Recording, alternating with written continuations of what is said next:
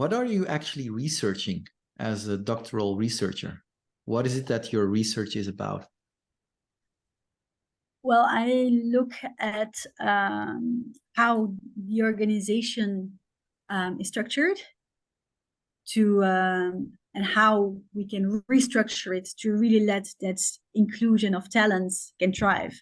That people really feel, what do they need to speak up? What do they feel that they need to contribute, basically, from their own talents. Yeah. And what are your first insights, if there are any to share already? Well, at the moment, there is a lot of focus on the individual level. Let's be honest, on training. We need to train people to become more assertive, or we need to train our leaders to become more inclusive. So there's a lot of focus on training. And while training is very important, you need to go a step further. You need to go a step further first. You need to really dig, okay, how is our system built? How do we listen to people, for instance? How do we capture feedback? How can we make sure that we know what's happening on the ground? How can we, as high leadership, the board and the executive committee, how do we capture that information?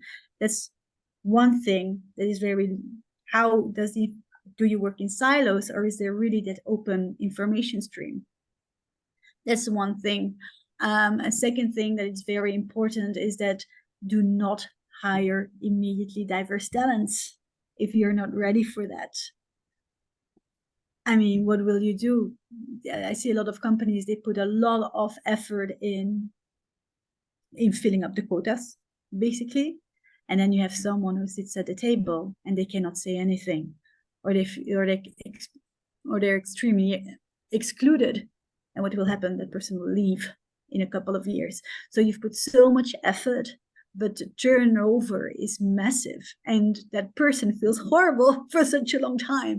So why would you put someone in that position? So make sure that at least you already put some things in place to embrace that person.